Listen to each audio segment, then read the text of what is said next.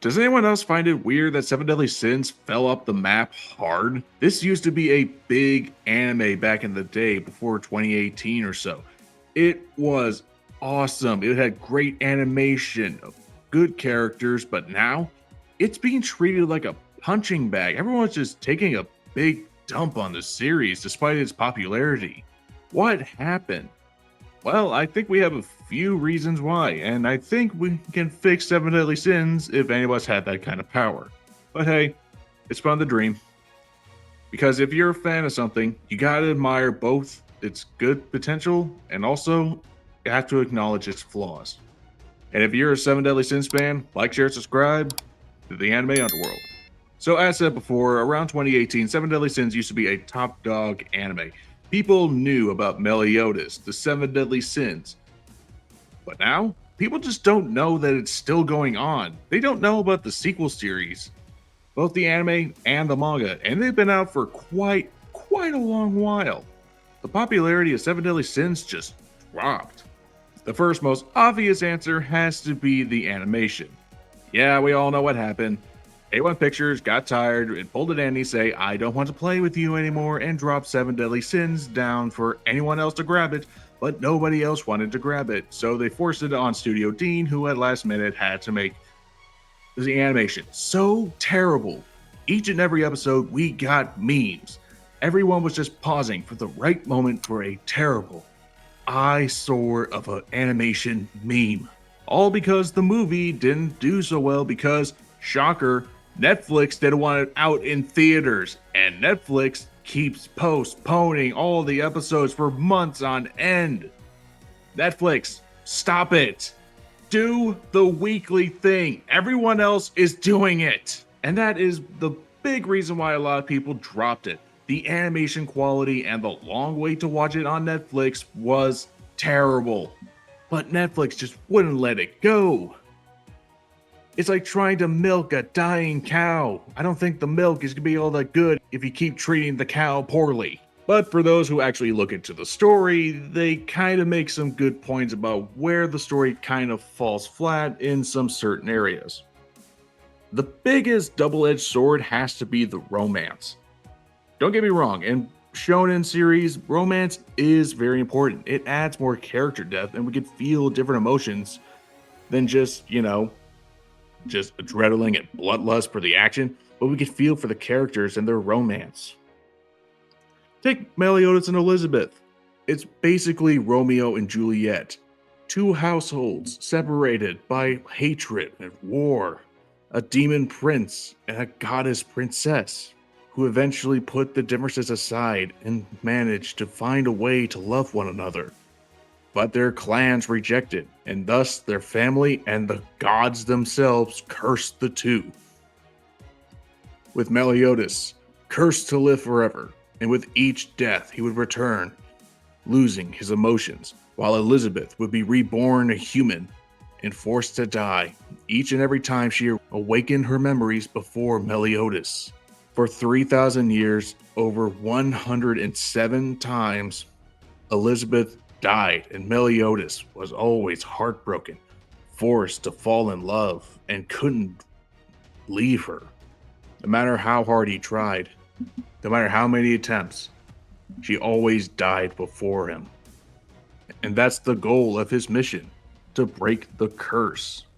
And then there's King and DIANE, which I call the relationship Memories of the Heart. Which I wouldn't say memory of the brain because DIANE has a lot of amnesia problems, but with each time she forgets about King, they always find a way to rebuild whatever relationship they would build before. And also, when you look at the other hints, aka the other Fairy Kings, they always had a giant clan buddy, so it was inevitable that this Fairy King was going to find themselves a giant queen. There's also Bon and Elaine, which is kind of underrated, but hey, it led to one of the best characters in the sequels so far. Bon, a bandit who had to steal for a living and trying to find a means of happiness, while Elaine had to take up the role of her brother while he was gone, forced with responsibilities that she didn't want, but she had to take on, wanting freedom, while Bon always had the freedom. Bon was going to steal her away, Bond was finally going to find his true happiness and take it with him. But when that said happiness is taken away, Bond had to pull off the ultimate heist to steal from death. There's also Gother, who has no heart, and thus he lost the way to love, which is ironic because he is the sin of lust. Surely he must have had some emotion, but Gother's journey for a relationship is trying to understand why people have relationships, to understand love. There's also Escanor and Berlin, the enchanting beauty, and also the brutal beast. These are all simplistic yet classic, if not amazing ideas for interesting love relationships. It's not just boy meets girl, but rather more twists and turns. Nakaba wrote good ideas, but we all can agree that there's something messed up with them every now and then. And the biggest one that we can all agree on, the lollies. Stop with the lollies. This could have been done if King met DIANE when she was much older. Also, maybe cut out the amnesia, I'm just saying. Have Bond and Elaine have more of a platonic friendship that eventually budded to romance. And when Elaine got her wings, make her an adult. King had the same issue. He looks like an Elvis Presley knockoff, and Elaine still looked the same. Make Elaine look older. Nakaba. Why? If she had gotten older, we wouldn't be having this issue, and Bond wouldn't be the constant head of FBI memes.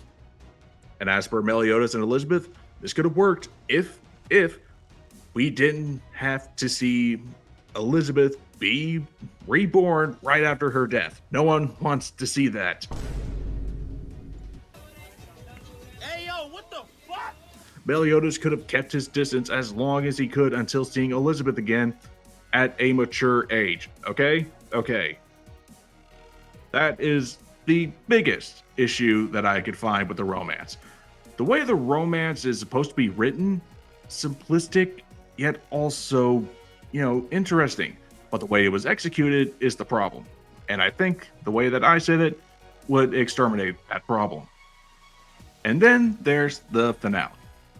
Okay, this is a big issue, but it's a common issue. A lot of anime and manga don't know how to end their franchise as best as they can. When they think they got something great, it doesn't always seem that great in execution. Naruto did it with the Otsuki clan building up to a bigger threat after Madara out of nowhere. Gurren Lagann had Simone become a hobo.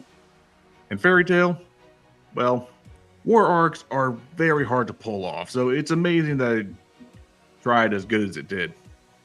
But as for Seven Deadly Sins, after facing the Demon King 3 times, the Supreme Deity put off until the movie, and not its own manga arc, and Kath being the manga endgamer, I think Nakaba could have switched some positions. Instead of Kath, instead of rushing to build up the sequel series, what we could have done was have the Sins take a break from the Demon King and just wait until the Supreme Deity shows up. They tend to the lands, they help rebuild, or rather, the Goddess Clan comes when humanity is at its lowest after the demons, abusing their trust and thus secretly trying to take over. Now that the 10 Commandments are gone, the Demon King has been slain, and their strongest demon warrior, Meliodas, is weaker without his Demon King power. That would have been a great setup for the Goddess Clan takeover arc. We still could have used Droll and Dahlia because, hey, I like those characters and wish they were done better than we got in the movie. And the Supreme Deity, we fought the Demon King 3 times. 3 times!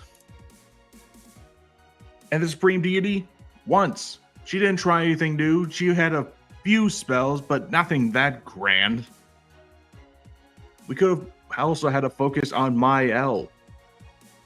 There's a lot that could have been done for the finale of Seven Deadly Sins, and I think that killing off the Supreme Deity would have been a good leeway into the birth of Tristan, the first natural born Nephilim. Without the Demon King and the Supreme Deity, without a balance of light and darkness, chaos would rise. and thus the Nephilim would truly be born. And speaking of chaos, we could have had Cursed by Light just be Rise of Chaos. Have the seven deadly sins, be relaxed, and then they find out something about chaos and some sort of rise, some sort of beast. Until finally, yes, it was Kath. I think Kath is a good idea for a villain, just not a good final end game. Just a final end game to the original series. If anything, Kath could have served as a good prelude to the sequel series, with more on chaos and what we got with Arthur. Arthur could have been the star of the movie, with the movie serving as a prelude to the sequel series and thus leading up to Grudge of Edinburgh. Look, finales and writing off series, there's a lot of potential, there's a lot of issues that we can all have. Writing is hard. Nakaba wrote a good story. The characters are simple, enjoyable, fun. The world is, it's Arthurian legends. It's supposed to be simplistic. It's the base for pretty much the vast majority of European material. It feels simplistic yet complete. That's all I can say. Nakaba wrote a good story.